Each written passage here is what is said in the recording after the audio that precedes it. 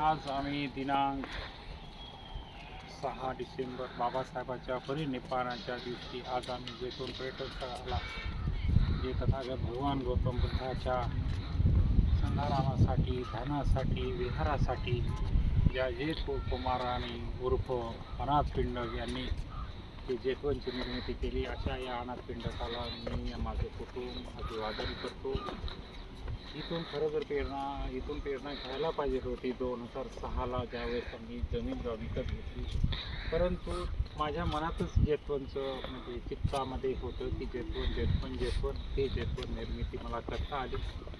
तथागताचा जो धम्म आहे, तो धम्म आहे, संघ आहे आणि बुद्ध आहे, हे 3 रत्न तथागताचे जगामधले सर्वात मोठे मौल्यवान तत्व आहे. या तत्वाचा कोणीही हिरे माणिक मोती यांना यांच्यापेक्षा भराई करू शकत नाही.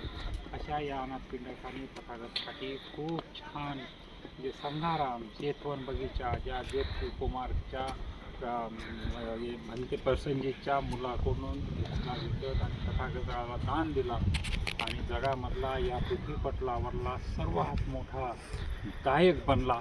आम्ही अभिमान मानतो की जेठ कुमारने ही जागा दिली आणि त्याचं नावसुद्धा इथे आहे.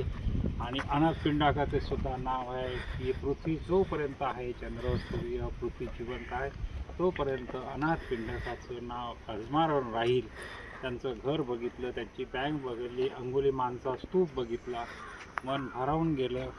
आता पुढे सम्यक संकल्प करतो की आयुष्याच्या शेवटच्या क्षणापर्यंत तथागत भगवान गौतम बुद्धाचा वारसा जो आहे तो आम्ही पुढे नेत राहील आणि आमचं कुटुंब, आमचे लेकरबाळं सर्वजण याचे या धम्माचे दायक बनेल, हीच मंगलकामना करतो. जय भीम, नमो बुद्धाय. आणि बोधिसत्व डॉक्टर बाबासाहेब आंबेडकराला आजच्या दिवशी मी अभिवादन करतो. जय भीम.